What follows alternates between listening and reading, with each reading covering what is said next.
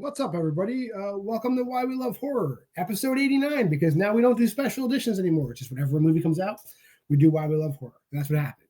So this is one of those scenarios where I'm the only one that saw a movie, and we also don't do trailers anymore because we don't like to have to edit them out when we get hit by those random companies that don't want you to promote their movies. So I went out this week and I saw a little movie called The Ruse by JWMaher. I guess this was released in festivals last year in 2024, and it had a limited release this year in 2025.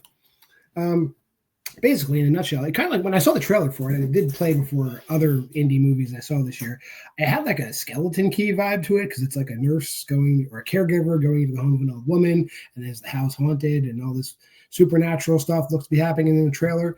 And spoiler, I'll throw up the spoilers. It's not supernatural. It's actually just like fake supernatural stuff is going on because it's a mystery.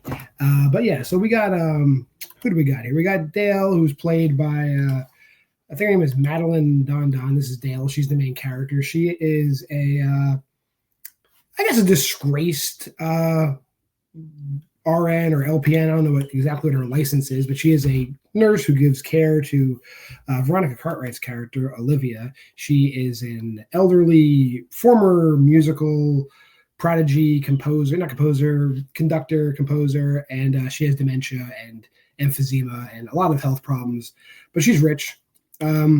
And Dale, the nurse, has had a checkered past. I guess somebody had died under her care, so she's kind of under double secret probation with her nursing staffing agency. And something happens to the nurse that is at the house that Olivia's at, and they're desperate, so they call Dale back off probation to go to this house. And while she's there, mysterious things are happening. Olivia thinks she sees her dead husband. There's a creepy neighbor. There's a creepy dude who delivers food. It becomes like a slow burn, not even a whodunit. It's like who the fuck is doing what kind of movie. And it all there's like a twist at the end where you think that they want you to believe that Veronica Cartwright's character doesn't have dementia and that she might be a killer, but it really turns out that the neighbor down the road is the killer and he's after the stuff.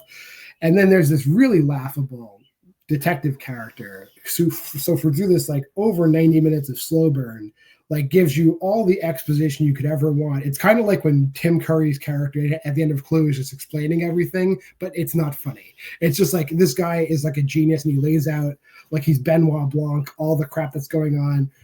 And it winds up being like kind of funny, even though the movie's not played for laughs.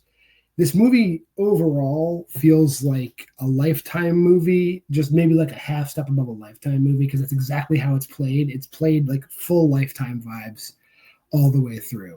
But it is a horror mystery, and it isn't bad. I think some of the acting is clunky. It's maybe a little too long, and that exposition scene is just way out of place. But hey, let's get to the ratings, I guess.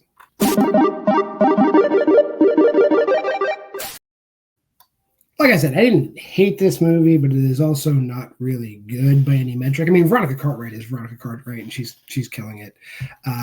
There ends my praise, my huge praise of the movie. Again, not horrible.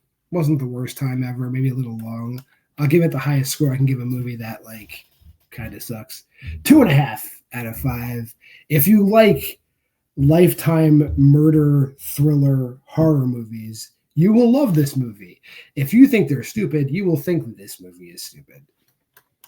If you made it this far in the video, like, comment, subscribe, and share. Go to the Facebook group at Why We Love Horror. And by the way, check out the Letterboxd challenge for Why We Love Horror. We're still going through it. We just finished our series on Japanese directors, and you'll see the Why We Love Horror challenge video every week on Thursday here on the channel.